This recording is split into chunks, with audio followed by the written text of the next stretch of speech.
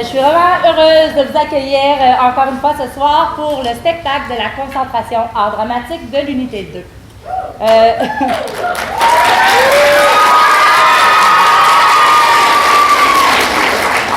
Donc, je vous présente un petit peu le spectacle de ce soir. Tout d'abord, il va y avoir un petit numéro d'ouverture. Numéro d'ouverture qui est un résultat d'une création des élèves. Donc, dans le fond, c'est eux qui ont entièrement conçu le numéro d'ouverture. Ils ont travaillé par petite équipe. Ce soir, ils vous amènent dans le domaine des rêves. Donc, chaque équipe a construit un rêve bien particulier avec une ambiance bien particulière également. Par la suite, en fait, le numéro d'ouverture n'a pas de lien avec le théâtre de ce soir, qui est la Commedia dell'arte et le théâtre classique. Donc, la Commedia dell'arte est un art italien masqué. Et on avait également travaillé le masque neutre cette année. Donc, dans l'ouverture, les élèves ont inclus des moments avec le masque neutre. La Commedia, ce soir, vous allez voir 3 tableaux, qui est une histoire en continu. Et à l'intérieur de ces tableaux, on a inclus des extraits de théâtre classique. Ce soir, vous allez voir 3 extraits de Molière. Donc, Don Juan en premier, suivi du Médecin malgré lui, et pour terminer, Les Précieuses ridicules. Je vous demanderai bien sûr de bien vouloir éteindre complètement les téléphones cellulaires pendant la pièce et de ne pas boire ni manger. Ce sont les règles de la salle. Merci de votre respect. Et je vais vous présenter mon équipe de soutien qui a travaillé avec moi pour tout le processus de création. Donc, tout d'abord, Élodie Charette.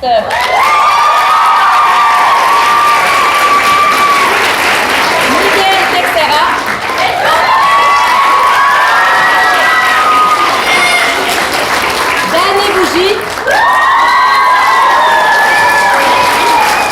Et Marie-Lou Brisson.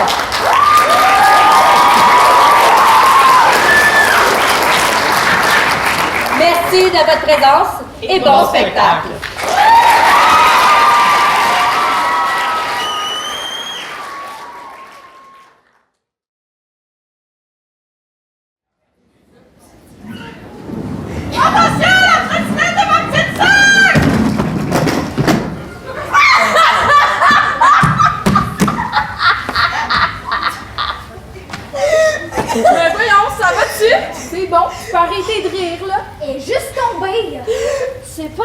Madame bouge, mais j'ai perdu toutes mes dents.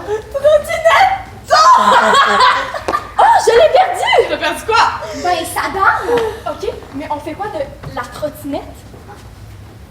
On la cache! Mais où? Le garde-robe! Bonne idée! Les filles, j'entends ma mère! Vite, cachez-vous!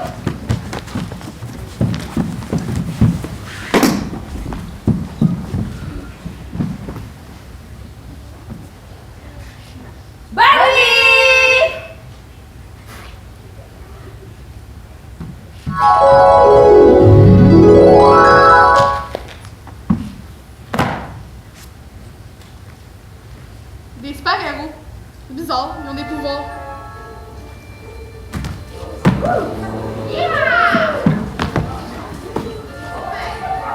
C'est bon, ce livre-là? Oh, elle a fait des dents. J'en ai perdu combien de dents? C'est quoi qu'elle donne encore ces oreillers? C'est pas de l'argent? C'est la pâte à dents? Avec sa baguette magique? Le lapin de Pâques! Oh my god! C'est pas bien fait ça! J'aime tellement le chocolat! Un peu comme mon grand-père. Les princesses! Oh, leurs belles robes! Rose, bleu, mauve, pailleté. Réponse. Blanche-Neige! J'aimerais tellement ça être une princesse! Finalement, le Père Noël. Oh, lui qui amène les cadeaux, qui rapporte bonheur aux enfants.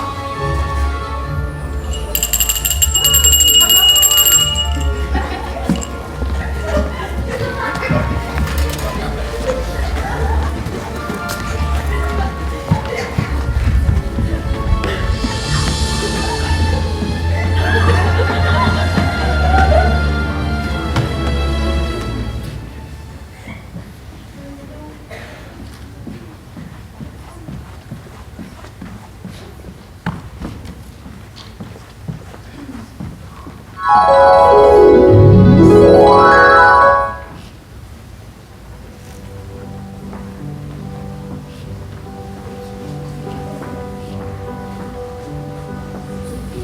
trop été seule.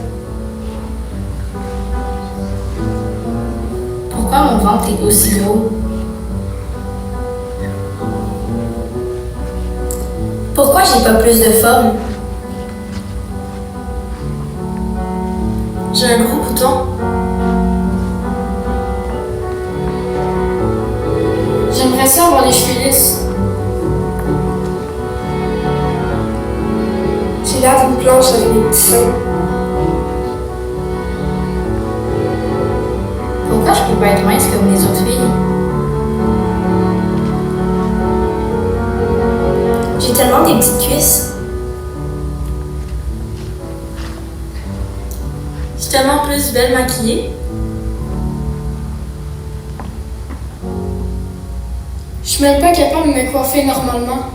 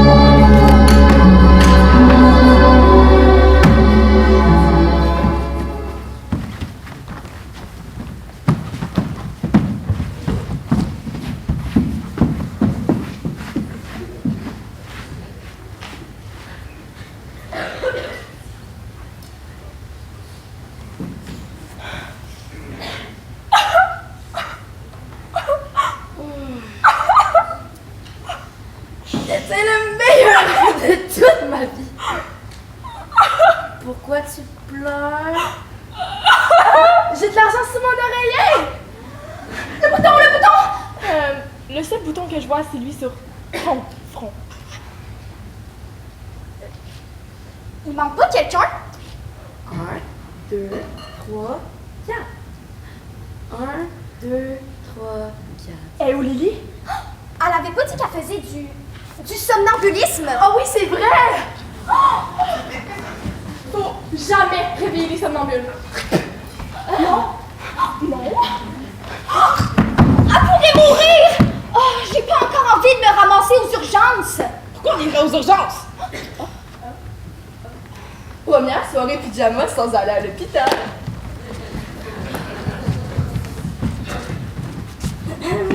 Mon tour. Wow!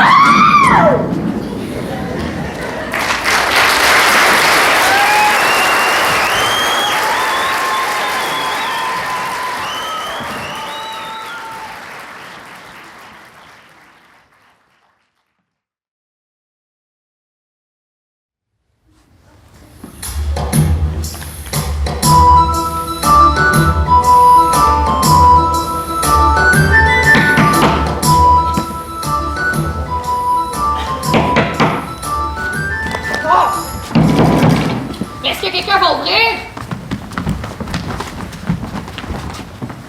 Bonjour! Assez! Qui est là? Je ne sais pas, Seigneur Pantaloni. Bonjour! Puis-je savoir qui êtes-vous? Vous en avez des façons de me demander impuniment qui suis-je alors que j'ai même pas eu le temps de dire bonjour. Et vous, qui êtes-vous? Nous? Qui nous sommes? Montrons-lui!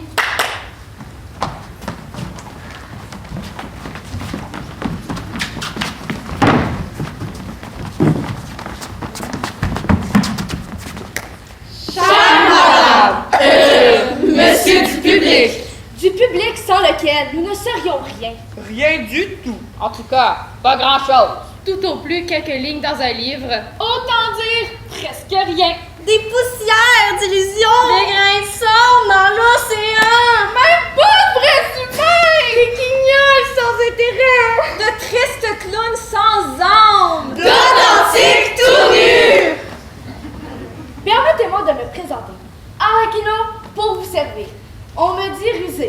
Il l'est! J'ai déjà été soldat, comédien, danseur. Et bien autre chose! Aujourd'hui, j'offre mes services à qui a besoin de moi. Pourvu qu'on le paie en bel argent sonnant. Signor Pantalone, pour vous servir, on me dit avare. Il l'est! Je suis surtout prévoyant. Si j'accumule des richesses, c'est uniquement pour assurer mes vieux jours. C'est pourquoi je ne gaspille jamais. Jamais! Seigneur Dottore, des méchantes langues vous diront que je ne connais rien à la médecine. C'est vrai! C'est faux. J'ai l'esprit farci de grandes connaissances. Et si j'ai le ventre, disons, un peu rond, c'est qu'une partie de ma science y repose, mon cerveau ne pouvant la contenir toute. On me dit prétentieux. À peine! Mais qu'à cela ne tienne, je sais ce que je vaux et je vaux ce que je sais. Je sais ce que je vaux et je vaux ce que je sais! Je suis Colombina. On me dit maligne, futée et... Et entêté. Il faut dire que j'arrive souvent à mes fins, malgré mes pauvres moyens. Je la dirais aussi coquette et convoitée. Comment arrive-t-elle encore et toujours à me résister? Je suis le capitaine. Nul n'ignore que ce sont les femmes que j'adore. Je m'étais créé comme étant courageux et valeureux, comme un vaillant combattant et un chevalier servant. Mais certains le diraient orgueilleux et peut-être même... Nous sommes les amis! Condamnés à servir de plus riches que nous, valets sans fortune, nous rêvons à la lune et traînons notre ennui comme un long jour de pluie. Nos connaissances sont confuses. mais rien nous amuse! Assez! Vous êtes insupportable! Je n'ai jamais vu de guignol pareil. Maintenant que votre mascarade est terminée, puis-je m'entretenir avec le signor Pantalone? C'est moi. Que voulez-vous? C'est un sujet qui ne concerne que vous.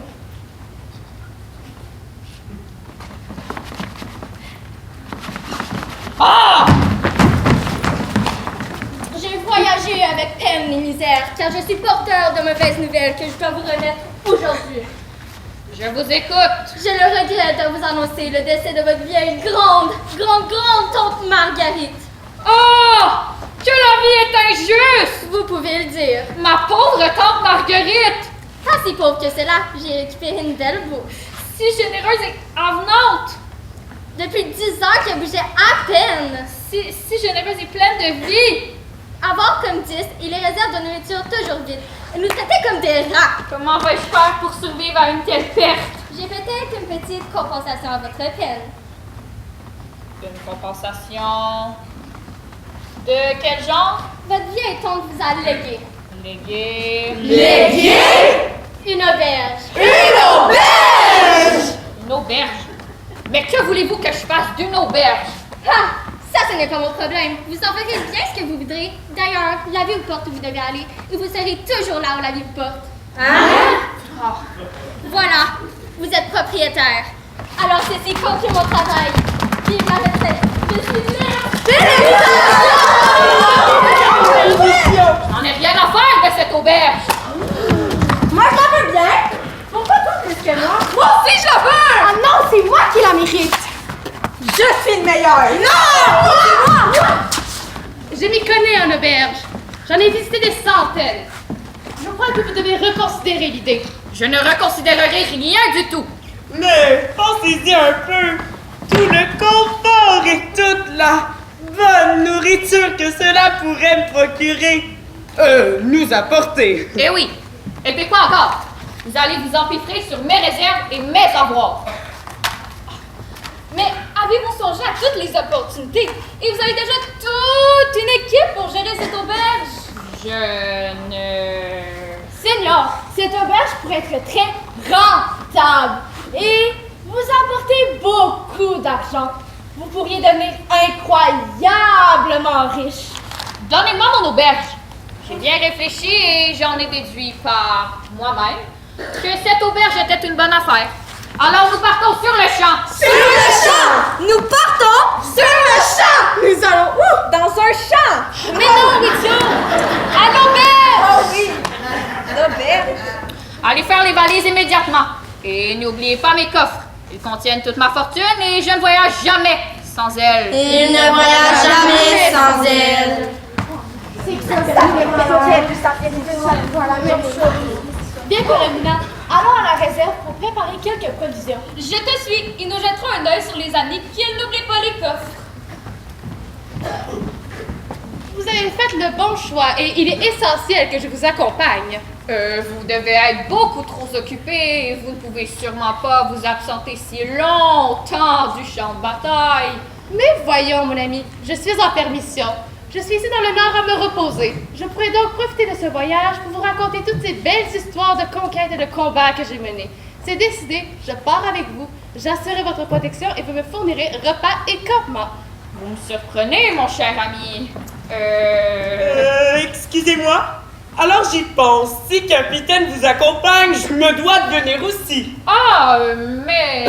En de telles aventures, la médecine est toujours de bon usage. Mon brillant savoir vous sera nécessaire pour vous soulager de toutes vos blessures, vos enflures ou même de vos ballonnements gastriques massifs pluritrifractionnaires. Donc, je dois emprunter la route avec vous. Oh, vous... Je ne pourrais pas survivre à l'idée de vous savoir abandonné, perdu et malade sans mon aide à vos côtés. Si vous insistez, comment puis-je refuser? Bien sûr, en vous accompagnant, la nourriture devra être incluse en échange de mes loyaux services. Car un savant comme moi doit prendre soin de son savoir. Bon, puisque c'est réglé, je pars préparer mon bagage. Et moi de même.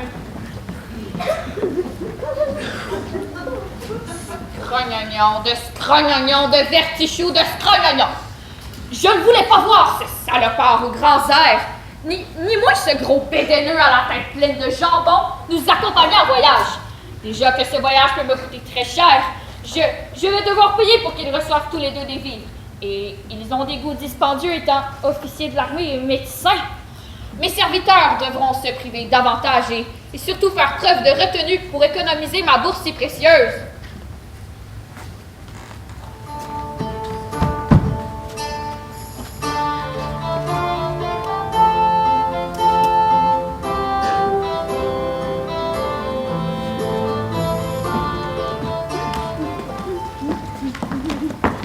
Nous revoilà! Je suis tellement heureux de voir un peu de pays. Je ne me souviens pas du dernier voyage où j'ai été si emballée. Mais par curiosité, où se trouve cette auberge? Oui, dites-nous dans quelle contrée éloignée nous nous rendons.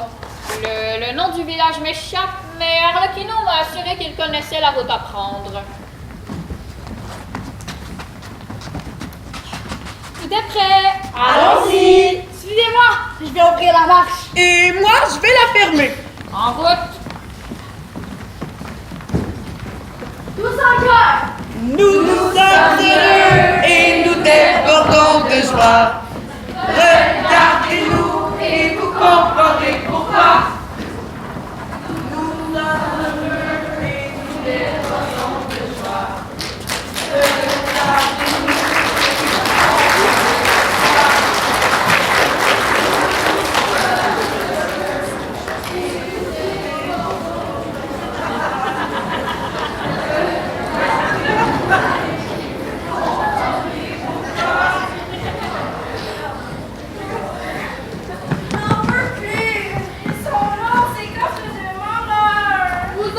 Arrêtons-nous!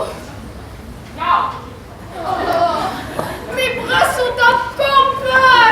Tout le corps en guenille. Je crois que je vais perdre connaissance! Peut-être même rendre l'âme! Je n'en peux plus!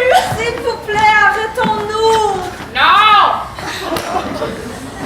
Je faiblis de plus en plus. De pas en pas. Mais j'ai tellement faim! Moi aussi. Cessez donc de vous plaindre! Je n'en peux plus de vous entendre! Dites-nous, pouvons-nous marcher ici encore longtemps? Je commence moi-même à avoir un petit creux. L'endroit me semble sécuritaire. Nous pourrions pique-niquer. Bonne idée! Arrêtons-nous! Oui! Cela dit, j'ai une petite faim moi aussi. Je mangerais bien quelque chose. Oh, et moi donc? Malheureusement, j'ai déjà épuisé toutes mes réserves. Et les miennes! Qu'à cela ne tienne, Arlecchino a amené assez de denrées pour nourrir un régiment tout entier. Et comme nous connaissons toute sa grande générosité. Son infaillible. Et immense! Amabilité. Sa totale. Et débordante. Délicatesse. Son cœur gonflé De tendresse. De tendresse. Il va se faire un plaisir de partager son repas avec nous. N'est-ce pas, Arlecchino? Mais je ne suis pas généreux. Oh que si! Ni aimable. Oh que si! Ni délicat. Oh que si! Et aucun d'entre vous ne m'inspire vraiment de la tendresse. Aucun? Toutefois, Oui! je consens à vous vendre quelques petites choses. Vendre! Nos poches sont vides. Nous sommes pauvres comme Job. Nous n'avons pas un sous-veillant. Pas la moitié d'un quart du 8e d'un sou. Pas le 5e du tiers de ce 8e. Que peux-tu me vendre pour une jolie pièce d'or? 3 olives. Hein? Ou encore un quart de pomme. Quoi? Tu n'aurais pas une petite prune ou une petite pêche? Cela me suffira amplement. Tiens, voilà un sou. Un sou. Vous voulez rire. Une pêche ou une prune, c'est 2 pièces d'or. Tu es complètement fou! Tenez, mes amis. Vous? Je vous fais crédit. Merci, Arlecchino.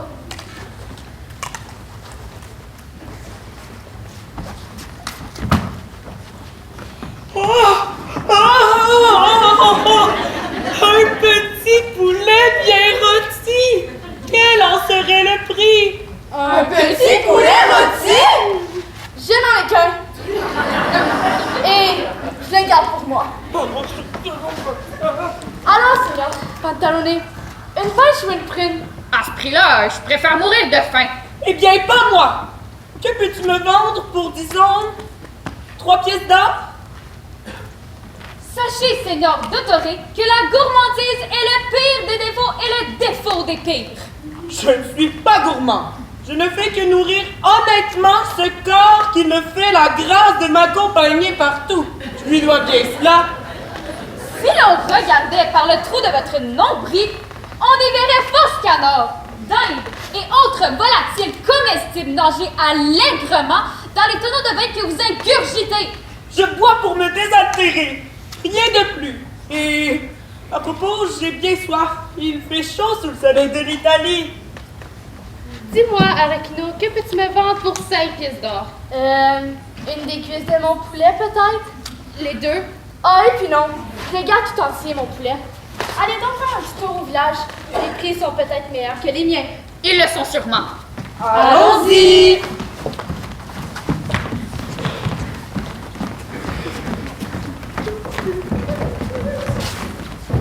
Allez-y, Seigneur Pantalonné. Je les surveille, on vous rattrape rapidement. Je n'aime pas ça du tout. Du tout, du tout.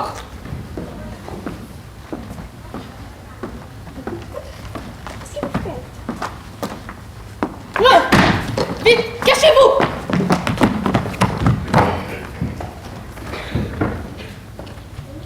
Elle n'a pas l'air bien dangereuse. Elle est jolie. J'ai dit vite, cachez-vous et taisez-vous. On l'a échappé belle. Vite, partons d'ici. Capitaine. Daisy, vite, partons d'ici.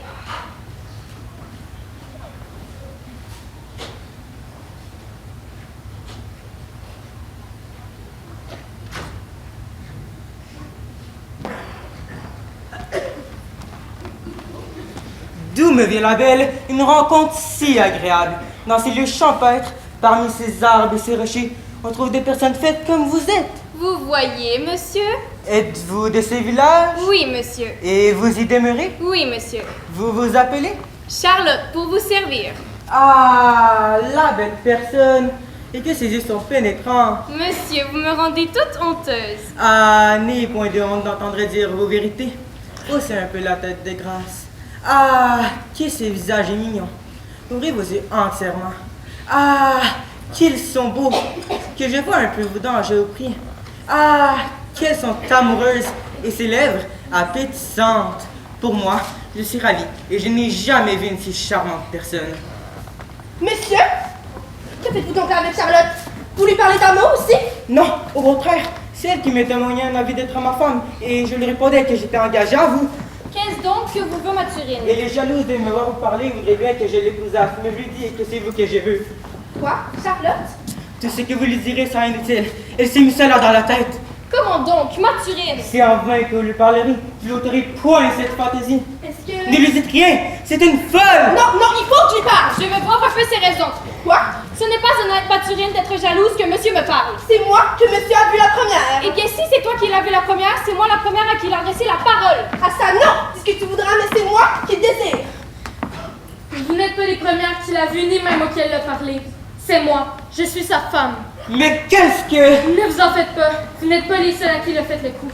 Pas si vite. Ça ne s'ouvre pas si facilement.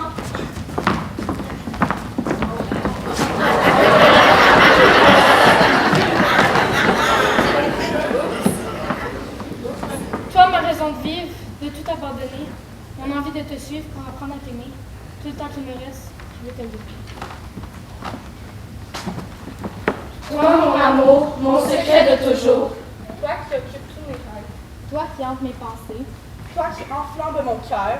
Toi qui me rends amoureuse. Toi qui m'as promis la vie. Tu es mon seul amour. Mon être de toujours. Chaque soir, je pense à toi. Un jour, tu viendras près de moi. Et tu me prendras dans tes bras, et main dans la main, nous nous évadons dans le lointain de notre destin. Je suis Marlène, plus dangereuse du sud de l'Espagne, fidèle et sereine. Pour toi, je ferai balancer mon corps de gitane. Toi, mon tendre amour, ma seule lumière, ma seule raison de rester sur terre. La douce prison, oui, je veux te plaire. Toi, ma raison d'être, t'es tout abandonné.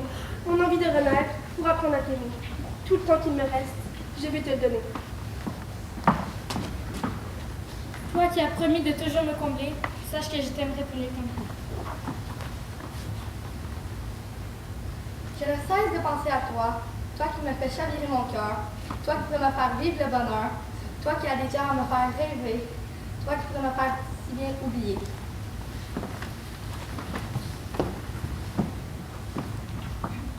Moi, Pénandalouse, quand le feu dévore tes yeux d'animal, je suis prude et jalouse. Pour toi, le chasseur, je suis la proie idéale. Ce qui vous rend adorable n'est propre qu'à m'alarmer. Je vous trouve trop aimable et crains de vous trop aimer. Seulement l'amour jusqu'au bout de nos nuits, que par amour on donnerait nos vies. Je peux tout faire si tu restes avec moi, même l'enfer ne me brûlera pas. Toi sur qui je peux compter. Toi qui sais si bien me faire aimer. Toi qui je rêve la nuit, Toi pour qui je resterai sous la pluie. Toi grâce à qui je tiens à la vie. Toi qui je devrais dire merci. toi qui es entré dans ma vie, Pardon à ceux qui n'auraient pas compris.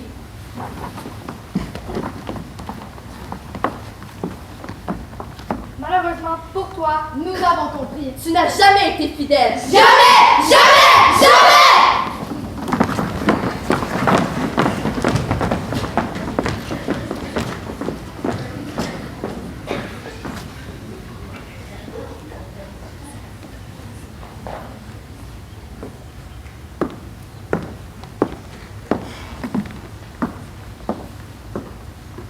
Mathurine, dans tes yeux, il a trouvé l'amour. Sa compagne, tu seras pour toujours.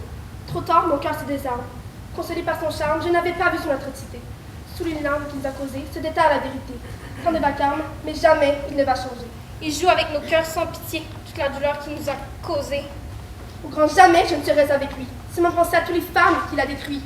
Je vois que nous sommes du même avis, alors il faut avouer que nous ne sommes pas des ennemis. Alors, prenons le courage et partons loin de ses défauts. Ce garçon est seulement bon pour le cachot.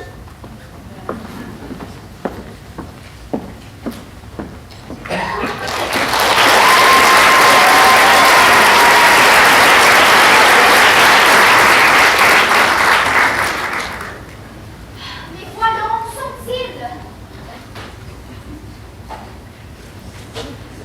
Dépêchez-vous, vous êtes bien lents.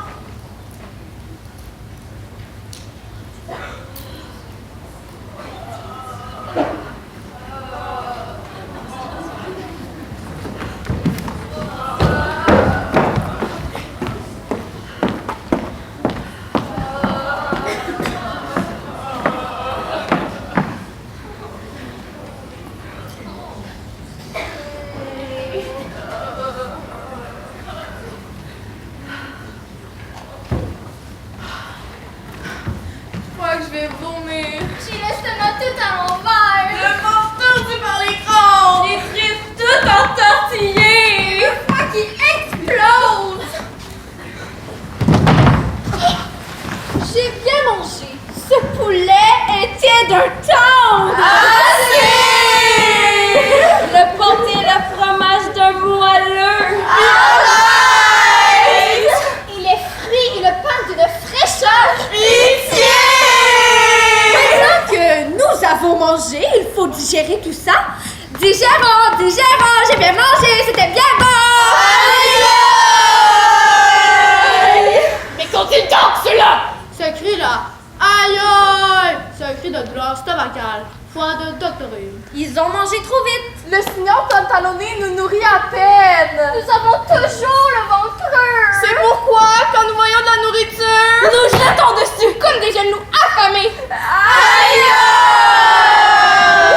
Mais qu'ont-ils bien pu manger? Ils n'ont pas un sou! Ils ont volé comme vous. Je ne suis pas un voleur! Et votre pêche, combien vous a-t-elle coûté? Rien du tout! Comment cela? Rien du tout. Elle est tombée du panier d'une brave femme qui marchait devant moi! Et je l'ai sauvée, juste avant qu'un enfant ne l'écrase sous son pied! Heureusement que vous étiez là pour la sauver. Oui, heureusement! En lui faisant subir un sort beaucoup plus doux. En l'écrasant sous vos dents! Oui, parfaitement! Et dites-nous, Seigneur Pantalonné, pourquoi gardez-vous le noyau? Oui, pourquoi? Je ne jette jamais rien! Tout peut servir! Tout? Et que comptez-vous faire avec ce précieux noyau? Le vendre, bien sûr! Le vendre? Mais à qui? À un collectionneur de noyau! Je peux aussi le mettre en terre, et un bel arbre poussera, et me donnera des centaines de pêches, gratuitement. Lorsque votre arbre vous donnera des pêches, vous aurez 103 ans. Si toutefois c'est encore de ce monde. Dites-nous, Dotoré. Aïe, aïe! Est-ce un cri de foi aussi stomacal que... Aïe, aïe, aïe, aïe! C'est pire. Faites quelque chose! Oui, faites quelque chose! En quoi nous allons mourir! Dépêchez-vous, vous vous présentez Dotoré après tout. Il faut leur faire une concoction de noyau de pêche. Nous n'avons ni eau ni feu pour faire votre concoction. Donc rendez-moi mon noyau et trouvez autre chose! Dépêchez-vous, il rend de l'âme. Levez-vous! Vous allez faire descendre la nourriture de votre estomac jusqu'au bas de l'âme. Pliez-vous en devant la barre. Vous êtes sûr? Nous plier? Vraiment? Ça nous guérira? C'est pire! Silence! Accrochez vos mains derrière vos mollets. Il est faux! J'ai dit silence! Maintenant, faites 12 pas exactement en reculant tout en répétant « Descends, nourriture, descends! » Ne discutez pas! Descends, nourriture, descends! C'est vraiment pire! On va crier le douleur! Complètement insensé! Mon petit estomac comprend plus rien! Il est dingue! Je vais avoir une crise de foi! Il est totalement cinglé! Ça fait mal, ça fait mal, ça fait mal! Et cela est censé les aider à digérer? Tout à fait. Mon remède à moi est bien plus efficace. Digérant! Stupido! De nous ici, je suis le seul vrai guérisseur de maladie. Toi, tu n'es qu'un malisseur de jadis. Un quoi? Un malisseur, c'est quelqu'un qui se croit malin, mais que c'est rien. J'ai bien peur, Dotoré, que votre remède ne marche pas sur mes pauvres valets! Dans ce cas, tentons l'ultime remède. C'est-à-dire? Il faut leur appliquer un cataplasme. Trouvons au plus vite de grosses trucs fraîchement pêchées et aptons-les sur leur estomac.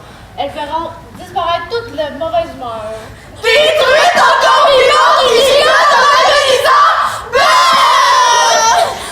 Le mal a complètement disparu. Je ne suis plus tout malade.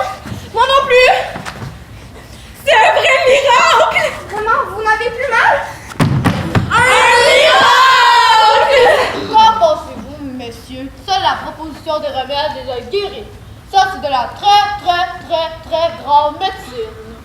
En tout cas, je suis riche sans guéri, qui aurait porté mes précieux coffres sans mes idiots de valets! Mia Trésaro! Ils ne sont pas du tout guéris. Ils ont simplement peur des truites. Quelle bande de poules mouillées! Je n'ai pas peur. Moi non plus. C'est juste que cette odeur de poisson nous colle à la peau pendant des jours! Et en passant, ce n'est pas nous, les peureux. C'est vous qui avez peur de cette jolie jeune dame tout à l'heure avant d'aller au village. Capitaine, est-ce bien vrai? Je meurs d'envie de connaître cette histoire. Il n'y a rien à dire et vous n'avez aucunement peur. Allez, racontez-nous ce qui est réellement arrivé. Voilà! Une jeune fille se promenait calmement Une jeune femme qui n'avait pas une miette de menace. et le capitaine se met à crier « Cassez-vous! J'ai dit cassez-vous! » Puis on s'est sauvé comme des voleurs. Ce n'est pas vrai! Oh, Jessie! Si je vous ai de vous protéger dans les débuts, de vous protéger et de protéger les corps des ayants pantalonnés! Vous avez bien fait! Mieux vaut prévenir que guérir! Waouh! Vous êtes un vrai héros! Tout à fait. Que ferions-nous sans vous? Et que je ferais pour porter mes précieux coffres sans mes idiots de volets! Mais aidez-moi donc! Je crois que j'ai peut-être une solution pour votre remède. Mais pour l'amour du ciel, Arlecchino, vas-tu enfin nous dire à quoi tu penses? La rumeur circule qu'au village, la fille d'un certain seigneur Géronte est gravement atteinte et qu'une panoplie de médecins vont et viennent dans sa demeure pour l'aider. Nous pourrions nous y rendre et lui en prêter le plus compétent d'entre eux. Je dois admettre que ce n'est pas une mauvaise idée. Où se trouve-t-il, ce seigneur Géronte? Oh, je dirais tout au plus une demi-journée de marche. C'est décidé, Arlecchino! Tu vas chercher un médecin! Vous croyez trouver plus compétent que moi? Sans aucun doute. Ça, c'est une insulte! Soyez de bonne foi, seigneur de Toré, et vous pourrez en profiter pour échanger vos connaissances médicales. Allons nous installer près de ce gros arbre en attendant son retour. Oui, Seigneur Pantalone! Et n'oubliez pas mes corps! Toujours comme ça? Embrayez mes volets!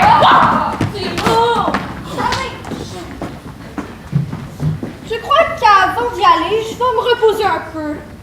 Ah, oui, c'est seulement quelques petites minutes. Une petite sieste ne ferait pas de mal à personne.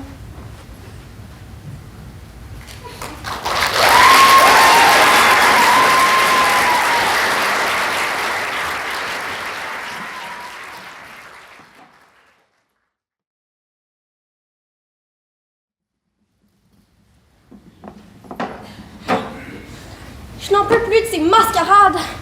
Chaque femme mérite son prince charmant qui la cajolerait et la ferait sentir belle. Je croyais avoir trouvé le mien, mais j'ai bien peur que mon prince charmant s'est transformé en cette vilaine chose que j'appelle aujourd'hui mon mari. Batteur de femmes, ivrogne et paresseux, voilà ce qu'il est devenu. Que faire lorsque l'homme que vous avez épousé vous traite comme une bonne, lorsque vous ne pouvez même plus le supporter, ni de près, ni de loin, et je ne parle pas de son odeur. Je ne veux plus de cette femme désespérée qui ne fait qu'accumuler du ressentiment. Je brûle en moi-même de trouver le moyen de le punir des coups qu'il me donne. Que vais-je faire pour me venger? Oui, il faut que je me venge à tout prix. Cette tâche est impossible. Voyons, rien n'est impossible. Oh, c'est facile pour toi. Vous êtes déjà mariés. Arrête de te plaindre, avance. Ah, messieurs, je vous demande pardon. Je ne vous avais point vu. Puis-je savoir ce que vous faites? Nous vous saluons, belle dame. Lucas, Colin. Désolée de vous importuner. Nous sommes à la recherche de quelqu'un. Serait-ce quelque chose où je puisse vous aider? La fille de notre maître fut attaquée d'une maladie terrible qui lui a ôté la parole. Plusieurs médecins ont déjà tenté toute leur science auprès d'elle, mais nous cherchons un médecin particulier pour la guérir. Ceci m'inspire une admirable invention pour me venger. Oh, vous ne pouviez pas mieux tomber pour trouver ce que vous cherchez. J'ai ici un homme le plus merveilleux du monde pour les maladies désespérées. Et de grâce, où pourrions-nous le rencontrer? Oh, vous le trouverez au boisé. Un médecin dans un boisé? C'est un homme extraordinaire qui se place là. Fantasque et bizarre. Il est vêtu d'une façon extravagante, mais c'est une façon impressionnante et avec des merveilleux talents pour la médecine. Tous les grands hommes ont un petit grain de folie mêlé à leur science.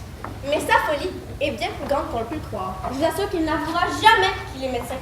Mais je vous donne un conseil. Vous n'avez qu'à user d'un bâton et à force de coups, il vous avouera tout. Voilà un étrange personnage. Il s'appelle Sganarelle, je vous le dis, il fait des miracles. Parfait, laissez-nous faire. N'oubliez pas le bâton. La la la la la. La la la la la la. La, Monsieur, est-ce vous qui se nomme Sganarelle? Eh bien, peut-être que oui, peut-être que non. Cela dépend de ce que vous lui voulez. Nous venons implorer son aide, sachant que c'est un homme admirable. Alors oui, c'est moi. Ah, monsieur, nous savons que vous êtes homme savant et fameux médecin. Médecin vous-même, je ne le suis point et ne l'ai jamais été. Monsieur, ne veuillez pas nier les choses davantage. Parbleu, je ne suis point médecin et ne sais ce que vous me voulez. Madame, sa femme avait bien raison. Nous allons devoir employer les grands moyens. Pour une dernière fois, cessez cette mascarade. Voulez-vous bien me lâcher avec ces sottises? Puisque vous insistez, il faut s'y résoudre. Eh bien, monsieur, oui, je vous avoue, je suis médecin. Je suis médecin et apothicaire encore. Enfin, monsieur, vous l'avez revenu à la maison. À la raison. Notre maître est bien nanti, il sera bien récompensé. Mais je suis médecin, assurément. Je m'en souviens maintenant. Parfait, mettons-nous en route. Nous vous expliquerons sur le chemin. Parfait. La fille de notre maître, Seigneur Géronte, est malade et nous cherchons un médecin particulier pour la soigner. D'accord, je crois que vous êtes tombé sur le banc. Oui, en effet. On vous a parlé de vous récemment et...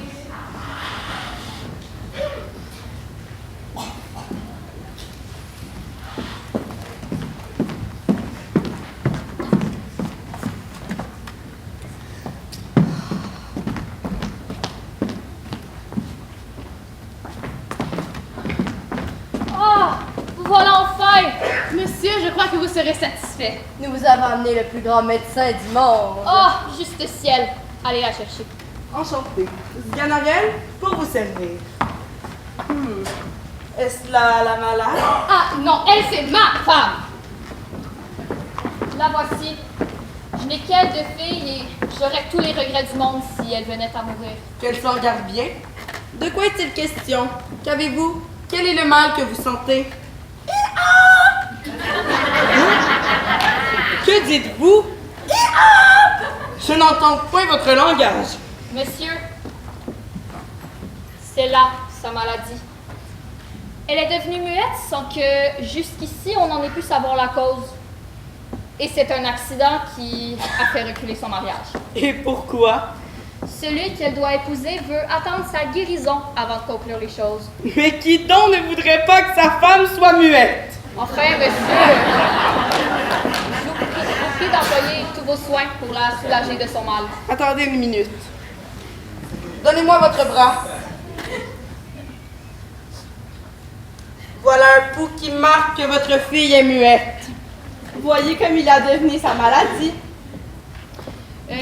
Oui, mais je voudrais bien que vous me puissiez dire d'où cela vient. Il n'est rien de plus aisé. Cela vient du fait qu'elle a perdu la parole. Mais encore... Je soutiens que c'est l'empêchement de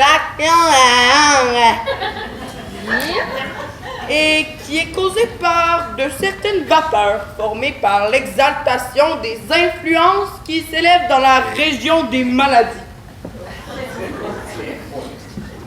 La belle homme que voilà. C'est si beau. Je n'entends goutte. Or, il se trouve que le poumon, ayant communication avec le cerveau, en passant du côté gauche où est le foie, au côté droit où est le cœur, rencontre en son chemin les dites vapeurs. Écoutez bien ceci, je vous en conjure. Monsieur, il n'y a qu'une chose qui m'a choquée. C'est l'endroit du foie et du cœur. Il me semble que vous les placez autrement qu'ils ne le sont. Que le cœur est du côté gauche et que le foie est du côté droit. Oui, cela était autrefois ainsi, mais nous avons changé tout cela. Et nous faisons maintenant la médecine moderne, puis utilisons de toutes nouvelles méthodes. Cela est très bien dit, notre homme. Que n'ai-je la langue aussi bien pendue? Je n'y comprends toujours rien. C'est ce que je ne savais pas et je vous demande pardon de mon ignorance. Mais monsieur, dites-moi, que pensez-vous qu'il faille faire à cette maladie?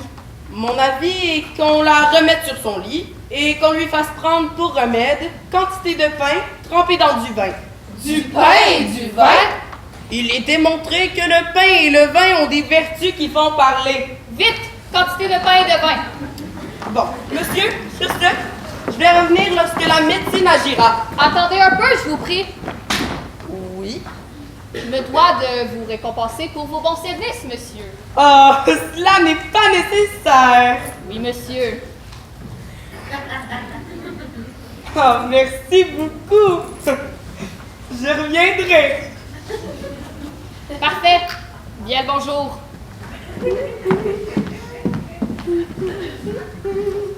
Ma foi, cela ne va pas mal, pourvu que cette tromperie ne se tourne pas au drame.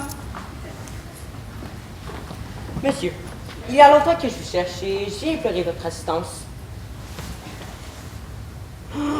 Voilà un pouls qui est fort mauvais. Je ne suis point malade, monsieur, et ce n'est pas pour cela que je viens à vous. Si vous n'êtes pas malade, que diable voulez-vous? Pour vous dire les choses en 2 mots, je m'appelle Léandre, je suis amoureux de Lucine, qui vous venez de visiter, et que par la mauvaise humeur de son père, je ne peux l'approcher. Je me hasarde à vous prier de bien vouloir servir mon amour et de me donner lieu d'exécuter un stratagème que j'ai trouvé pour lui pouvoir dire 2 mots qui dépendent absolument de mon bonheur et mon amour. Pour qui me prenez-vous? Comment osez-vous vous adresser à moi pour vous servir dans votre amour et ravager ma dignité de médecin? De grâce! Je vous apprendrai que je ne suis point Thomas là et que c'est une insolence extrême de vouloir m'employer. Ah! Je ne parle pas pour vous car vous êtes honnête homme et il me fera plaisir de vous rendre service. De quoi est-il question? Vous saurez donc que cette maladie que vous guérir est une fausse maladie, et c'est l'amour est la véritable cause de ce mal, et que Lucien n'a trouvé que cette maladie pour se délivrer d'un mariage dont il est importuné. Je vois. Monsieur, j'y prendrai tout mon savoir pour vous aider dans cette affaire. Attendez une minute. Enfilez ce costume. Vous êtes désormais un apothicaire. Je vais vous apporter avec moi soigner votre bien-aimé et le tour sera joué. Ainsi, votre amour pourra être consumé, mais pas au grand jour, car son père, le seigneur Géronte, a un mauvais caractère. Et je ne crains que s'il découvre votre mascarade, vous serez jeté au cachot. Bon, il ne reste plus qu'à attacher cette corde. Et voilà. Il me semble que je suis pas mal ainsi pour un apothicaire. Tout ce que je souhaiterais serait de savoir 5 ou 6 grands mots pour me donner l'air savant. Allez, allez, tout cela n'est pas nécessaire. Il suffit de l'habit. Et à propos, je n'en sais pas plus que vous sur la médecine. Quoi? Vous n'êtes pas non plus médecin? Non, ils m'ont fait médecin malgré moi. Cependant, je trouve que c'est le meilleur métier d'entre eux tous. Car qu'on fasse bien ou qu'on fasse mal, on est toujours payé. Je crois que j'entends des gens. Allez vous cacher, c'est signe le moment venu. Oh, voilà la belle nourrice. Ah, nourrice de mon cœur, que je suis ravie de cette rencontre. Cela est bien trop dit pour moi. Je n'entends rien à tout votre latin. Devenez malade, nourrice, je vous prie. Devenez malade pour l'amour de moi. Je suis votre servante. J'aime bien mieux qu'on ne me guérisse pas.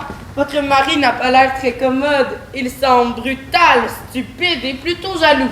Hélas, vous n'avez rien vu encore. Ce n'est qu'un petit échantillon de sa mauvaise humeur. Je sais bien qu'il mérite tous ces noms-là, mais il reste mon mari. Pourquoi faut-il qu'une personne si bien faite soit tombée en de telles mains? Ah! Monsieur, je me demandais où vous étiez. Comment se porte la malade? Un peu plus mal depuis votre remède. Tant mieux, c'est le signe qu'il opère. Oui, mais en opérant, je crains qu'il ne l'étouffe. Ne vous mettez pas en peine. J'amène un apothicaire qui a des remèdes pour tout. Quoi? Qui? Lui? Oui, votre fille en aura besoin. Monsieur, voilà votre fille qui veut un peu marcher. Elle est fort mal en point. Allez-vous-en, monsieur l'apothicaire. Tentez le pouls de la malade afin de l'étudier pour que nous échangions entre nous sur sa maladie. Je me questionne à savoir si les hommes sont plus simples à guérir que les femmes. Monsieur, voilà une grande et subtile question. Les uns disent que non, les autres disent que oui. Et moi, je dis que oui et non. D'autant que les humeurs opaques et les émotions insensées des jeunes filles qui sont amenées à changer leurs sentiments. Non, je ne suis pas du tout capable de changer de sentiment. Voilà ma fille qui parle! Ô grande vertu du remède, ô admirable médecin et apothicaire, que je vous suis obligée de cette guérison merveilleuse et que puis-je faire pour vous après un tel service? Voilà une maladie qui m'a donné bien de la peine. Je ne sais vraiment pas ce qui pourrait valoir un tel service. Elle vous attend. Oui, mon père, j'ai recouvré la parole, mais je l'ai recouvrée pour vous dire que je n'aurai jamais d'autre époux que Léon, le grand apothicaire qui vient de me sauver de mon mal, et c'est inutilement que vous voulez m'en donner un autre. Mais... Rien n'est capable d'ébranler la résolution que j'ai prise. Vous posant 20 de belles raisons. Tous vos discours ne serviront à rien. C'est une chose, oui, je suis déterminée. Aucune puissance paternelle qui ne puisse m'obliger à me marier malgré moi. Vous avez beau faire tous vos efforts. Mon cœur ne saurait se soumettre à cette tyrannie. Je préférerais me jeter dans un couvent que d'épouser un homme que je n'aime point. Mais Dieu du ciel, faites-la redevenir muette? Monsieur, désolé, mais tout ce que je puisse faire, c'est vous rendre sourd. Non, merci. Je vous en conjure, j'aime votre fille de tout mon cœur et je ne veux que son bonheur. De plus, je viens d'hériter d'un riche oncle, je pourrais aisément assurer son confort. Dans ce cas, la chose est conclue. Au revoir.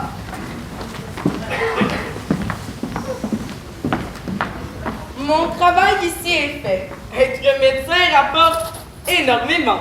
Je vais me diriger vers le nord avant que la situation ici ne se réchauffe et que l'on me démasse. J'ai eu suffisamment de coups de bâton pour aujourd'hui. Et puis, qui sait ce que je vais rencontrer sur mon chemin? Je suis un médecin, je suis bien heureux. Je peux guérir à qui mieux.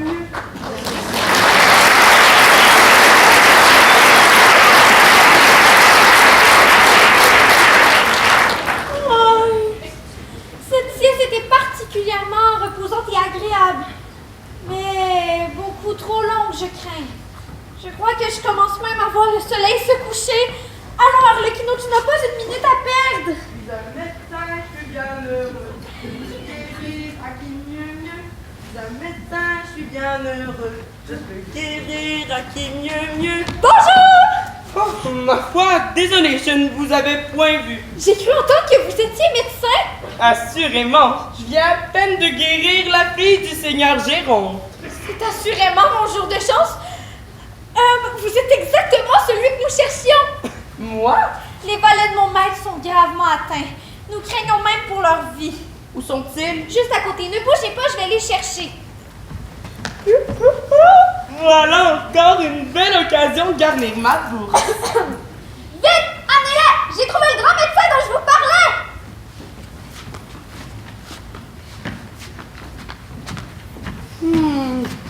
Enchanté. Camarade pour vous servir. Je suis moi-même un grand médecin. Toutefois, je préfère vous aviser que toute consultation débute à 3 écus. Comment? 3 écus? Vous n'êtes pas un médecin, vous êtes un voleur! À ce prix-là, je préfère les griller tout seul! Hors ma vue! Hors ma vue! Il n'est pas très commode. Vous ne devriez peut-être pas insister. Eh bien, monsieur, débrouillez-vous tout seul et cessez de m'importuner. Dommage qu'il nous quitte si tôt. J'aurais bien aimé échanger quelques secrets médicaux supra-intérieurs. Quoi? Vous voilà bien avancé, Seigneur Pantalone. Parlant d'avancer, il faudrait se reprendre la route pour la trouver, votre auberge. Est-ce que la route est encore longue? Y serons-nous avant la nuit? Dites-nous, sommes-nous bientôt arrivés à Arlecchino? Vous me demandez si nous sommes bientôt arrivés. Oui! Voilà une question qui demande réflexion. Je réfléchis donc. Oui! Et ma réponse est... Oui! Oui, nous sommes arrivés. Nous sommes arrivés quelque part. Nous sommes bien arrivés quelque part, en effet. Mais où? Oui, où? Je ne sais pas plus que vous. Retenez-moi quelqu'un. Ce n'est pas drôle, Arlecchino. Pas drôle du tout. De grâce, calmons-nous et voyons les choses rationnellement et lucidement, c'est-à-dire intelligemment. C'est cela. Analysons la situation et tirons-en des conclusions. C'est cela. Analysons.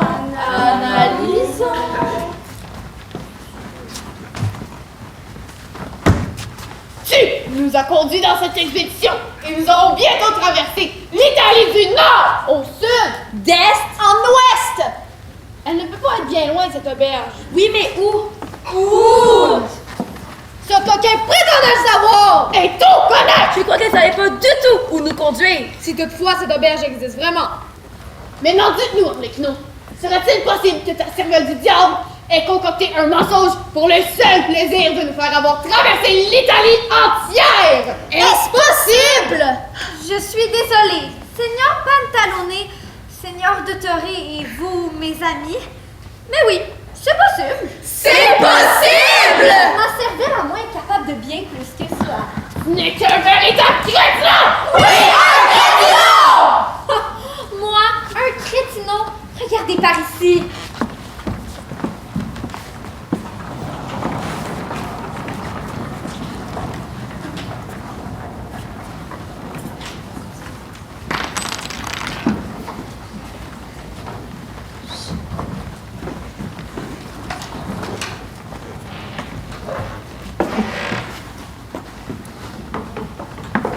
Un instant. Enfin, la voici votre auberge. C'est... Disons... Plutôt. Je la qualifierais de rustique. Aussi bien dire vieille! Mais non, soyez positif. Je la dirais antique. À ce point-là, aussi bien dire très vieille! Allons, mon ami. C'est un auberge tout à fait classique. Désertique. Fantomatique. Pathétique. Problématique. Élastique?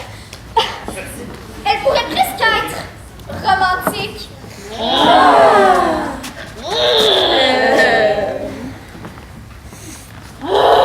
Mais cessez-moi toute cette mascarade et allez me dénicher un objet qui a de la valeur au Saint-Esprit! Je vais aller faire le tour pour m'assurer de votre sécurité.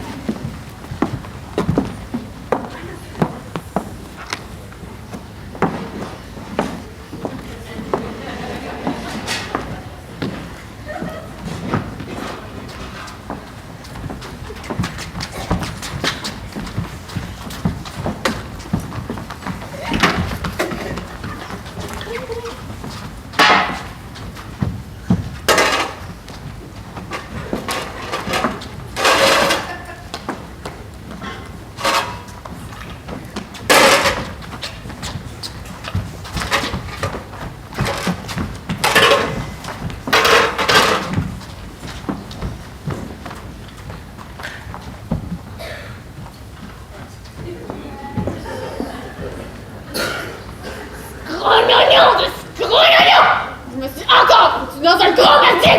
Cette auberge ne sent rien de bon! Sans le malheur à plein nez! Pauvre tante Marguerite! Elle qui est tant de souffrir! Seule dans cette vieille auberge! Mais qu'est-ce que je suis à plaindre là? C'est à moi qui suis à plaindre de cette situation! Elle aurait pu la léguer à quelqu'un d'autre, son auberge! De malheur en plus!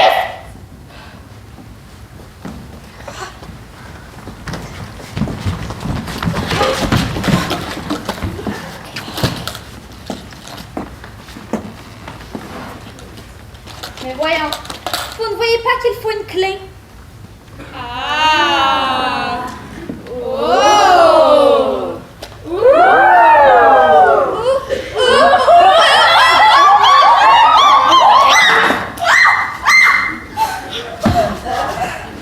Trouvez-moi ce clé immédiatement! Je me disais, comme ça, tout bonnement, celui qui trouverait la clé posséderait le trésor? Vous êtes complètement fou! Tout ce qui touche de près ou de loin cette auberge me concerne et m'appartient à moi! Allez donc chercher avec les autres! Vérifiez par ici. Vaut mieux me débarrasser de ces clés.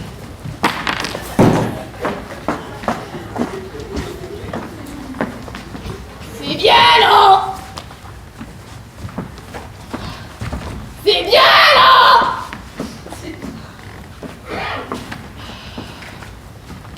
Vous n'êtes une bande d'incapables! Je vais la chercher moi-même, cette clé!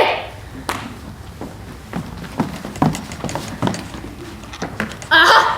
La soi-disant clé!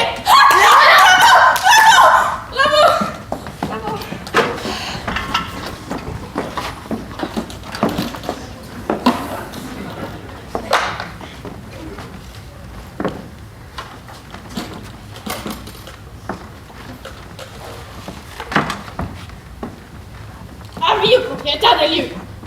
Le présent document stipule que l'éboulement de votre cheminée sur la voie publique a causé des dommages d'une somme de 32 écus, que vous devrez rembourser ou payer une amende de 15 écus.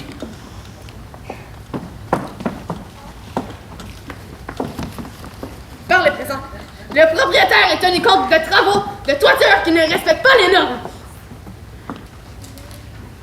30 jours de délai ou amende de 25 écus!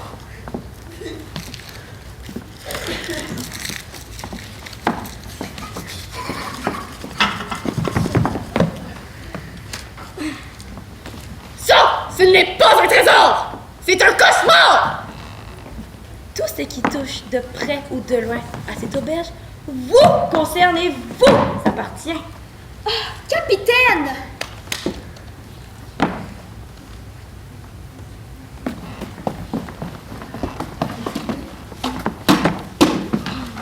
Je pourrais faire comme si je ne savais pas et rentrer ici!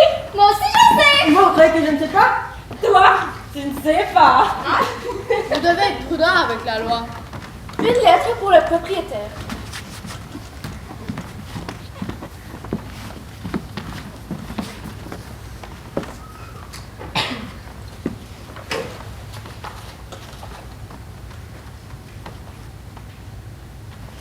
Signature.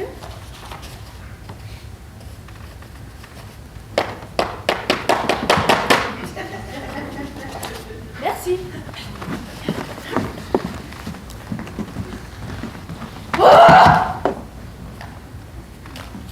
Vous voulez de l'aide? Ça va aller.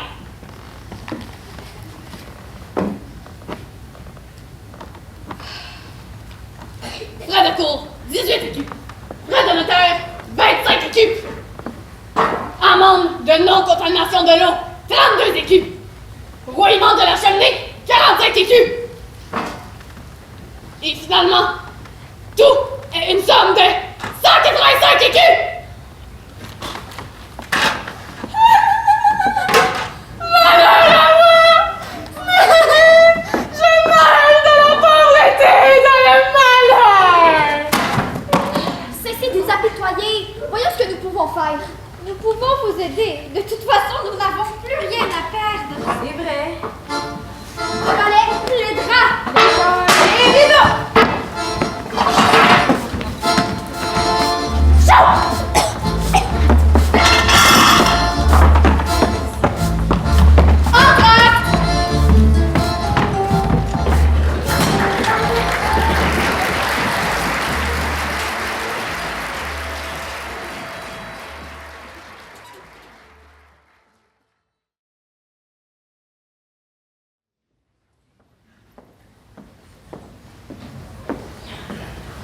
Ce n'était pas très confortable. Non, en effet.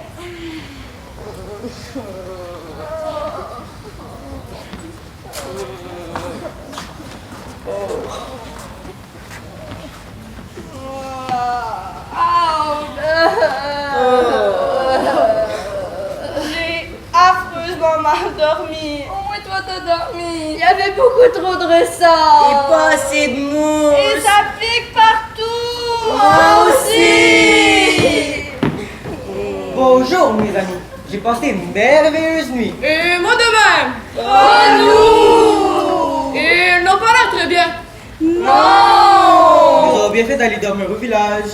Ça pique partout. Mais qu'est-ce qu'ils ont ceux-là? Vous nous dites, doctoré.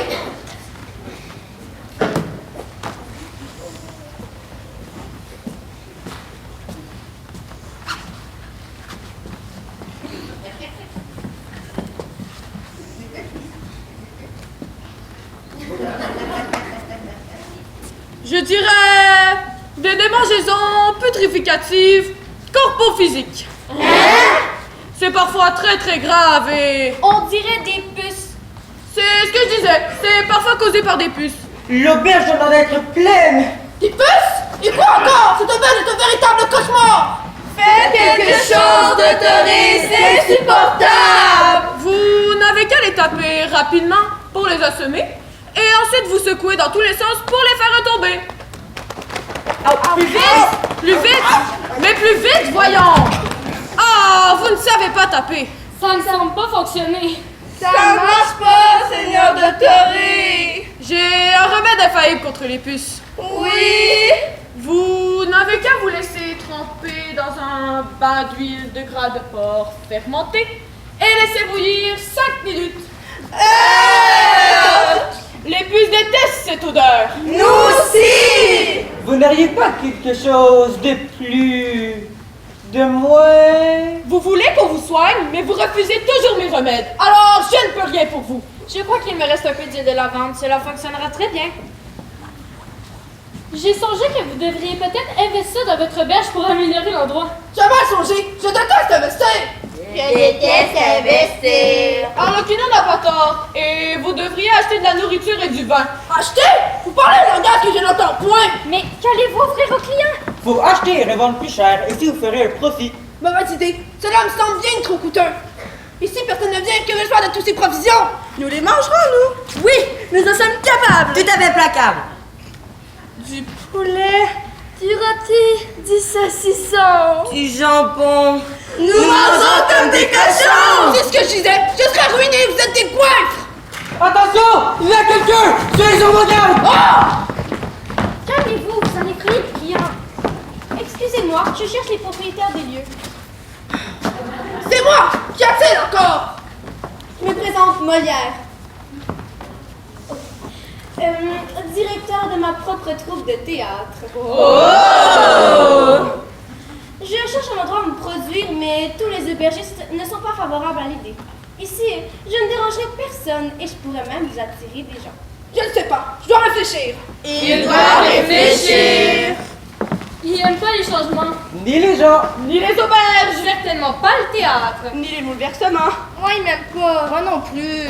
Moi, je crois qu'il m'aime bien. Oh, laissez-moi réfléchir! Taisez-vous donc, j'ai une idée.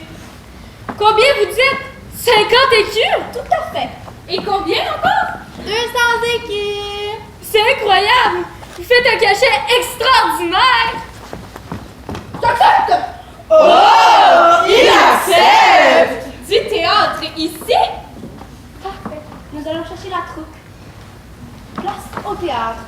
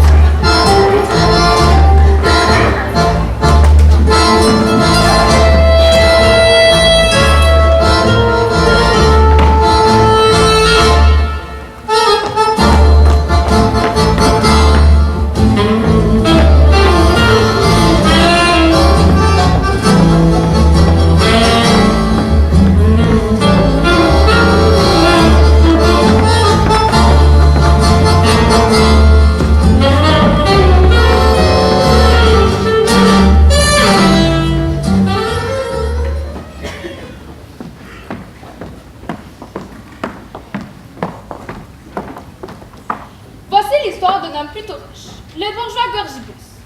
C'est un homme honnête, raisonnable, qui n'aime pas beaucoup les excès. Monsieur Gorgibus a 2 filles et 2 nièces en âge d'être mariées. De vrais snobs, ces filles-là. Il faut préciser qu'elles sont complètement sottes. Elles se disent appartenir au beau monde, être la mode, et ne souhaitent que le luxe et la galanterie. Elles adoptent une attitude prétentieuse et un langage compliqué pour se donner des airs supérieurs.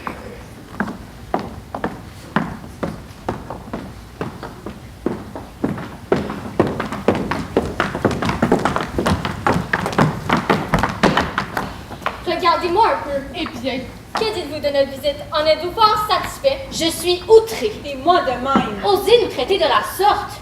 pour moi, je vous avoue que j'en suis totalement scandalisée. A-t-on jamais vu de tels misérables provinciales traiter des hommes avec plus de mépris que nous? J'en suis fort insultée.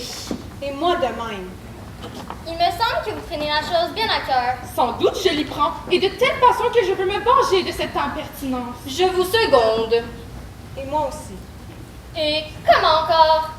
J'ai un certain valet nommé Mascarille. C'est un extravagant qui a manière de bel esprit. Il se complète dans la galanterie, les vers et dédaigne même les autres valets. J'en ai un de la sorte moi aussi. Il se vante constamment d'exploits ridicules. Je crois que nous en avons tous un à portée de main. Eh bien, que voulez-vous en faire? Je vous en informerai, mais d'abord, sortons d'ici. Venez chez moi, c'est un endroit tranquille.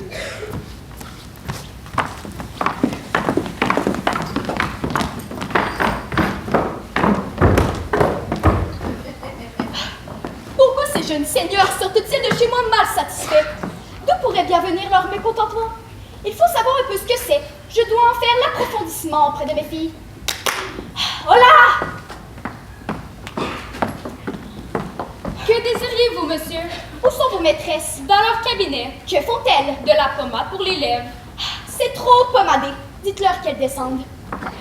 Ces pendards de là, avec leur pommade, ont, je pense, envie de me ruiner.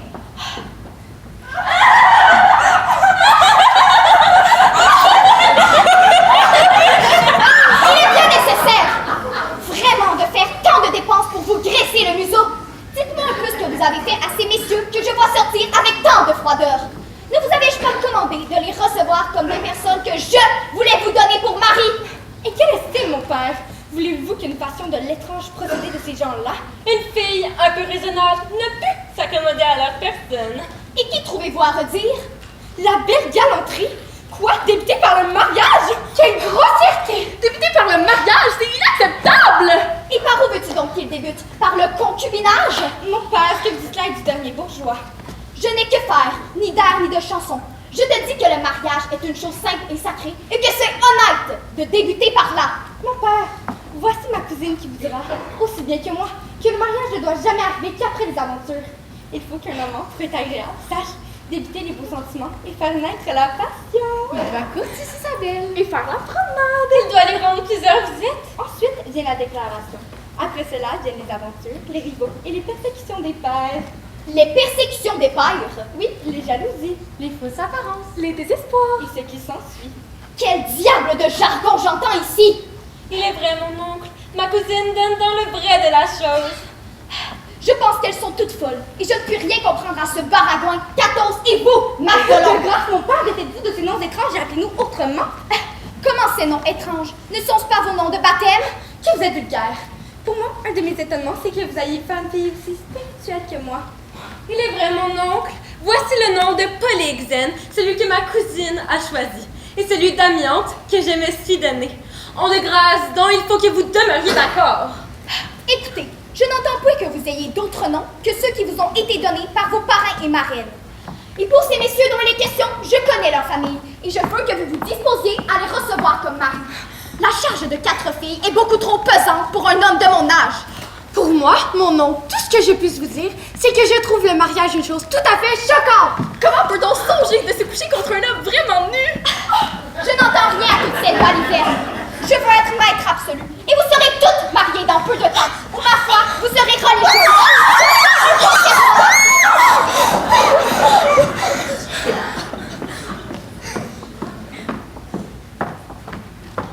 Les précieuses ont irrespectueusement chassé les 2 jeunes seigneurs que leur père avait introduits, sous prétexte qu'ils étaient trop simplement vêtus et trop naturels dans leur attitude. Cependant, les futurs prétendants digèrent mal cet affront, et pour se venger, ils envoient leurs valets courtiser les jeunes femmes sous de faux titres. Le marquis de Mascarel, le vicomte de Jodelet et leurs 2 amis. Voilà un valet qui demande si vous êtes au logis et dit que son maître veut venir vous voir. Apprenez sorte à vous annoncer moins vulgairement. Dites, voilà un nécessaire qui demande si vous êtes en commodité d'être visible. Dame, je n'entends point votre latin. Ah, l'impertinente! Et qui est le maître de ce valet? Il se nomme le marquis de Mascaril et il est accompagné de son ami monsieur de Moril. Cher marquis! Sans doute un bel esprit! Assurément, ma chère! Nous devons les recevoir dans les bonnes manières, ajuster un peu nos cheveux au moins, et soutenons notre réputation. Vite, allez devant le conseiller des grâces! Hein? Je ne sais point quelle bête c'est là. Il faut parler chrétien si vous voulez que je vous entende. Le miroir, ignorant que vous êtes. Allez dire qu'on peut les recevoir.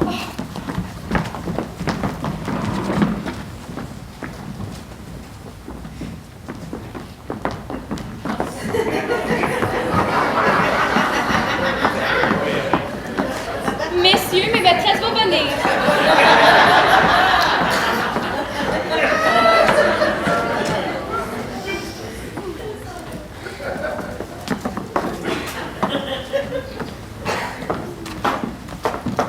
Les voici.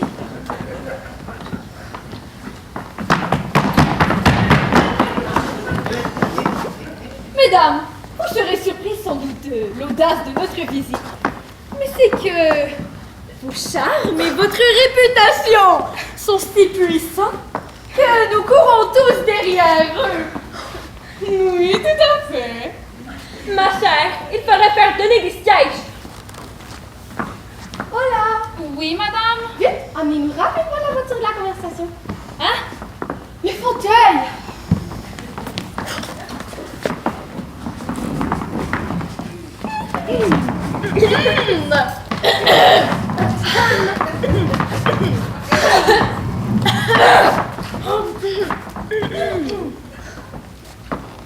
Allez, messieurs, installez-vous dans ce fauteuil qui vous tend les bras. Prenez vos aises.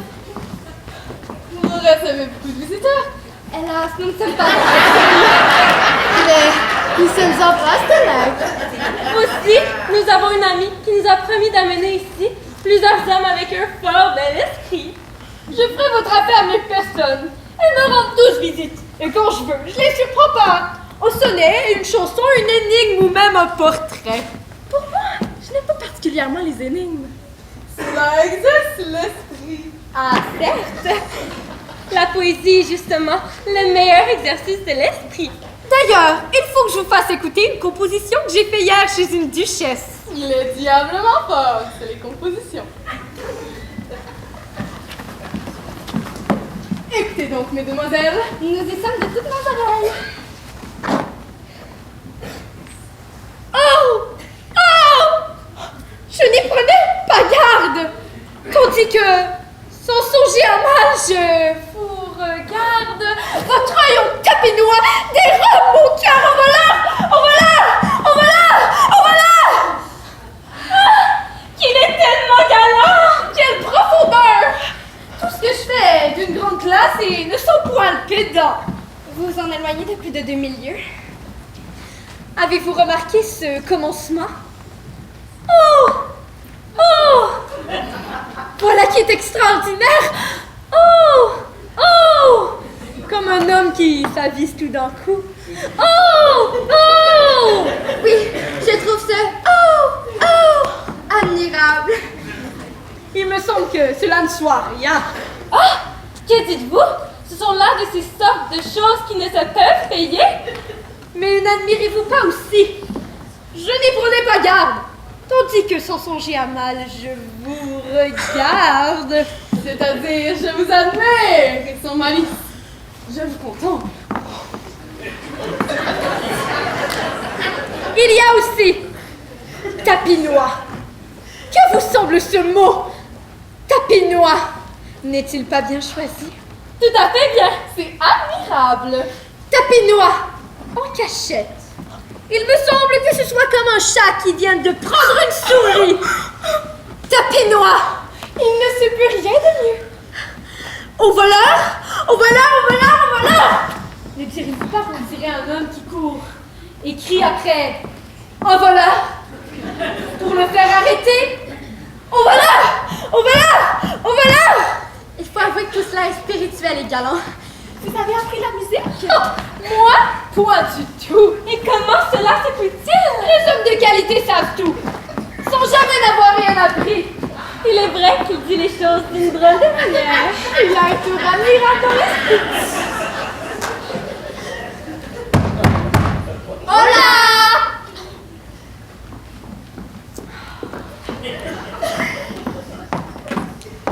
Mesdames, on demande à vous voir. Qui? Le baron de Chantilly et le vicomte de Jodelet. Le vicomte de Jodelet? Oui, messieurs. Le connaissez-vous? C'est mon meilleur ami. Nous chansons ensemble tout le dimanche. Faites entrer vitement.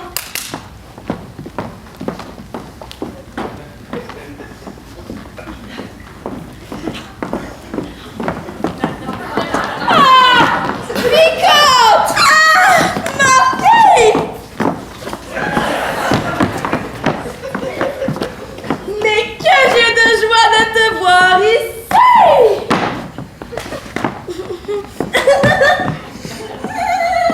Mesdames, je vous présente ces gentilshommes-ci. Sur ma parole, ils sont dignes d'être connus de vous. Cette journée doit être marquée comme une journée bien heureuse. C'est formidable. Je crois que nous sommes enfin reconnus à notre valeur.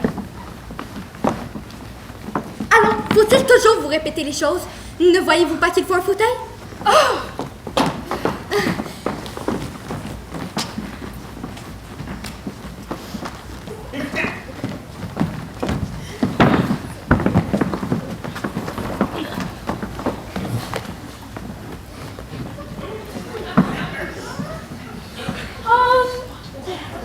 Mesdames, savez-vous que vous voyez en vicomte l'un des plus vaillants hommes du siècle? C'est un brave de qualité supérieure. Marquis, vous avez vous aussi du savoir-faire. Il est vrai que nous nous sommes vus tous deux lors de plusieurs occasions. Et dans des lieux où il faisait fort chaud. Oui, mais non pas si chaud qu'ici. Aïe! Mais fort moins agréable. Nos connaissances se sont faites à l'armée. Pour la première fois que nous nous vîmes, il commandait déjà un régiment de l'emploi avant moi. Je n'étais que petit officier et vous commenciez déjà plus de 2000 chevaux. Un commandant qu'on m'en envoie plus. La guerre est une belle chose. Ma foi, la cour récompense bien mal les gens de service comme nous. Nous vivons d'honneur et de vertu. Pour moi, j'ai un furieux temps pour les hommes d'épée. Je les aime aussi. Moi, il faut que l'esprit assaisonne la bravoure. Le corps et l'esprit ne doivent faire que. Vous rappelez-vous, vicomte, de cette bataille que nous remportâmes lors des sièges ennemis d'Arras? Ma foi, je m'en souviens bien. Et j'ai fui blessé à la jambe d'un coup de grenade. Tâtez un peu de grâce, c'était là. Il est vrai que la cicatrice est grande. Donnez-moi un peu votre main et tâtez celui-ci. Là, justement, derrière de la tête. Y êtes-vous? Oui, je sens quelque chose.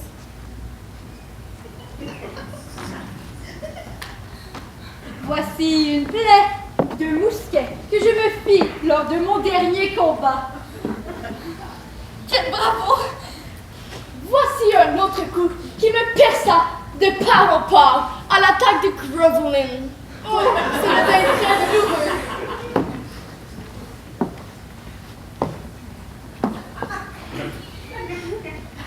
Je vais vous montrer une furieuse plaie. Il n'est pas nécessaire. Nous ne doutons point de ce que vous êtes. Dites-nous, il y a longtemps que vous avez vu la comtesse. Il n'y a plus de 3 semaines que je lui n'ai pas rendu visite. Je dois m'y rendre dans quelques jours pour lui transmettre des nouvelles de ma sœur. Mais dois me prendre pour l'occasion. Je me ferais plaisir de vous accompagner. Et justement, en parlant de la comtesse, elle est venue me voir récemment avec son mari. Et comment se pour-t-il? Ah, son mari va à merveille. Il est venu pour venir m'inviter à chasser le cerf avec lui à la campagne. J'ai une bien plaisante idée. Oui.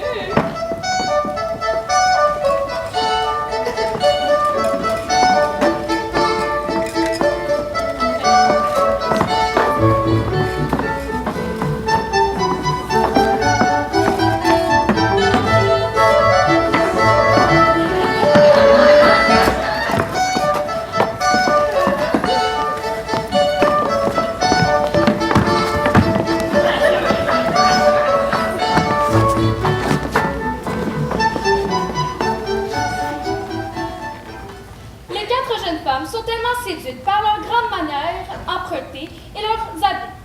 Elles parlent dans ces fêtes pendant des heures avec leurs nouveaux et beaux prétendants.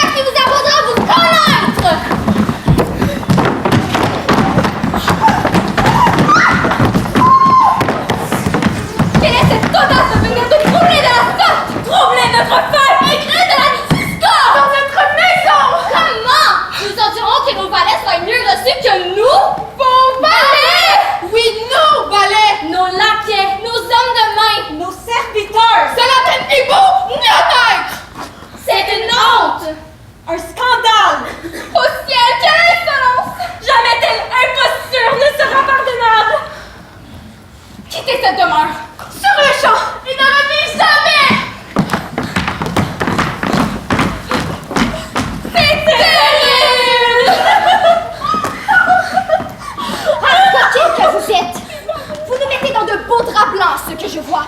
Je viens d'apprendre de belles affaires par ces messieurs qui sortent. Ah, mon père! C'est terrible! Un cauchemar! C'est une pièce sanglante qui nous ont fait! Oui, c'est une pièce sanglante, mais qui est un effet de votre impertinence infâme. Les seigneurs Croissy et Lagrange vous ont fait payer le traitement que vous leur avez fait subir. Et cependant, malheureux que je suis, je dois moi aussi subir cet affront.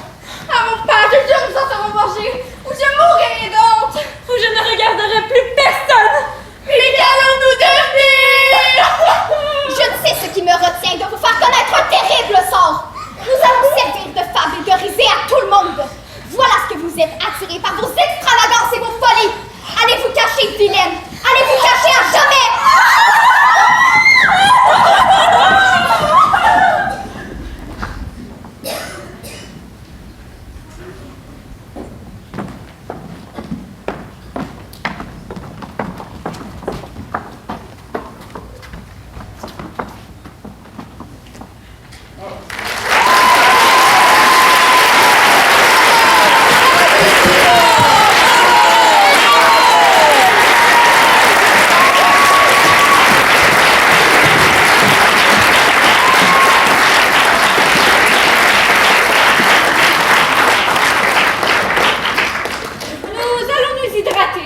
Puis nous revenons célébrer avec vous.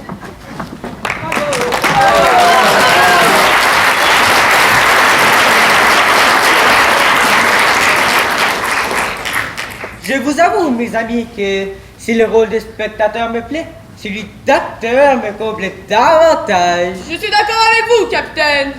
À notre tour de faire un petit spectacle. Oui, à notre tour. Mais qu'allons-nous faire? C'est une grande question. Tu as bien raison. Cogitons.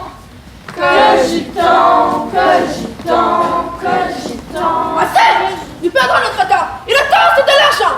Comme il serait le personnage le plus important de ce spectacle, je vais le décider.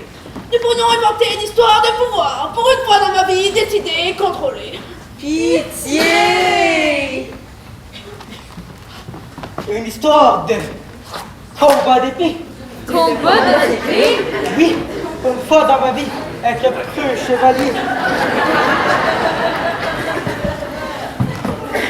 Non, une histoire de château. De château?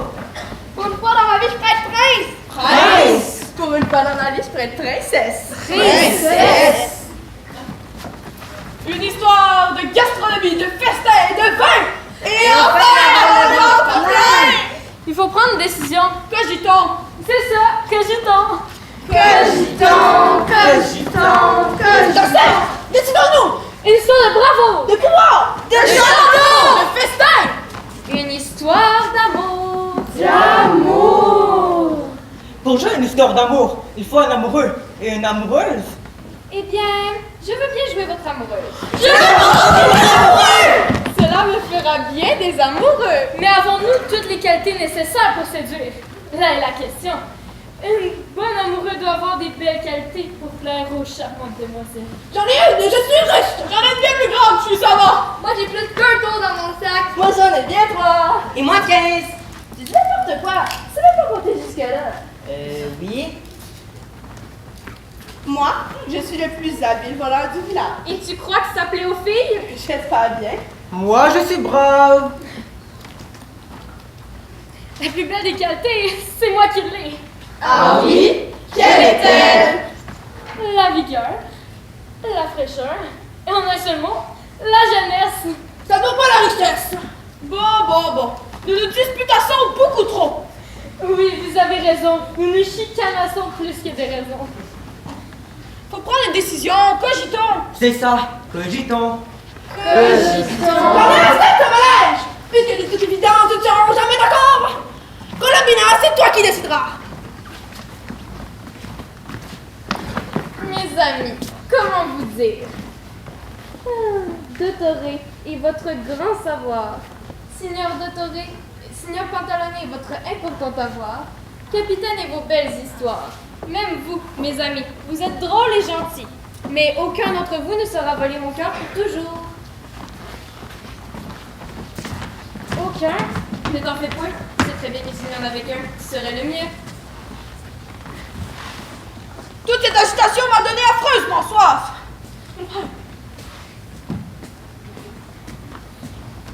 J'ai une idée. On pourrait faire un poème. Oui, Un poème. Laissons-les nous montrer ce qu'ils savent faire. laissons-les faire. Allez-y. Allons-y. C'est facile. Il suffit d'être flatteur et charmeur. Avec un soupçon d'éloquence et de subtilité. Jolie jeune fille. Avec votre drôle de quille. Je vous ai retrouvé. Pour devenir vos chevaliers. Nous sommes gentils. Et plutôt soumis. Surtout si vous comblez notre appétit. Avec un restant de bouillie. J'ai dit flatteur et charmeur. On ne doit pas dire fille. Ni quille. Et ne parlez pas de bouillir. Capitaine, voulez-vous nous faire une démonstration? Avec plaisir. Colombina, accepteriez-vous de faire ma buse? Je veux bien, puisque c'est pour une bonne cause. Charmante demoiselle, vous êtes remplie d'étincelles, me donne envie de voler pour vous retrouver. Et qu'à jamais mon cœur ne peut vous oublier. Moi aussi, je peux débuter de vos poèmes. Belle Colombina, votre peau brille du doux éclat. Vos cheveux me rendent amoureux, et je ferai beaucoup de folie auprès de vous passer la nuit. Arlecchino! Pardonnez-moi, je me suis laissé emporter. Ça va. Mes amis, vous avez eu assez de leçons, voyez ce que vous pouvez faire. Jolie jeune dame. Avec vos drôles de charme. Vos dentelles et Vos bretelles. plus belles Que des sauterelles! Je vous offre mon cœur. En échange d'un petit pot de beurre. C'est lamentable! Et pire encore, je vous offre un poème! Bande de crétins! Vous parlez rien? Vous n'avez pas plus de cervelle qu'une simple coquerelle! Soyez... Vous êtes un peu dur, Seigneur. Oubliez la poésie, contentez-vous de faire des sourires.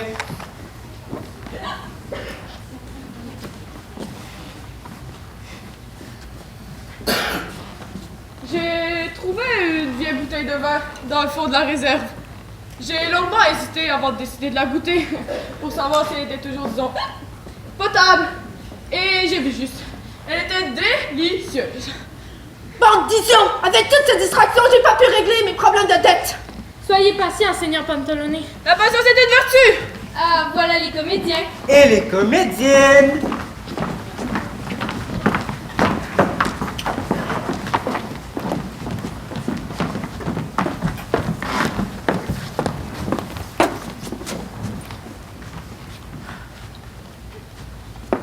Je prendrai un peu de vin.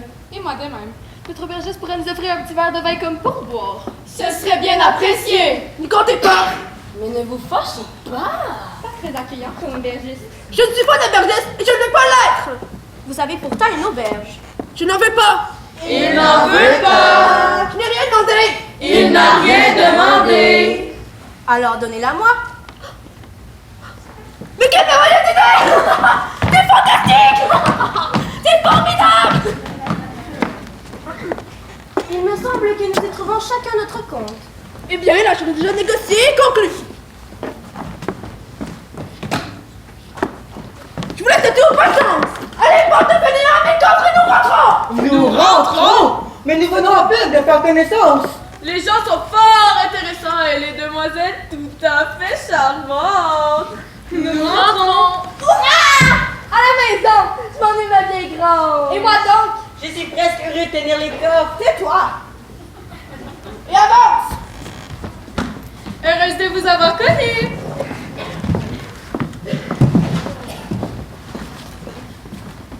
Au revoir! Au revoir. Au revoir!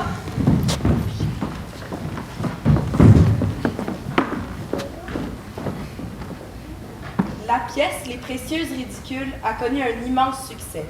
Elle fut la première à être publiée et attribua officiellement le titre d'auteur à Molière. Parcourant la France, d'auberge en auberge, Molière rencontre et marquera de nombreux acteurs et artistes. Il s'inspirera entre autres des Italiens, puisqu'il est complètement fou de leur commedia dell'arte. Ce dramaturge, ayant révolutionné le théâtre français, s'éteint à l'âge de 51 ans, mais il continue d'influencer le milieu théâtral encore aujourd'hui.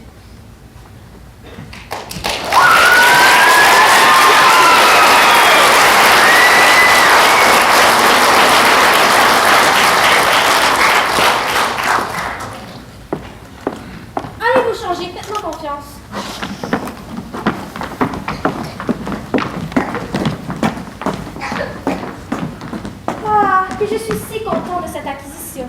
C'est si beau et si grand. Cet endroit plein de potentiel. Je viens d'avoir une merveilleuse idée. Quelle est votre pensée? Nous devrions organiser un bal pour montrer aux gens des alentours le merveilleux achat que je viens de faire. Oh, ceci est une merveilleuse idée.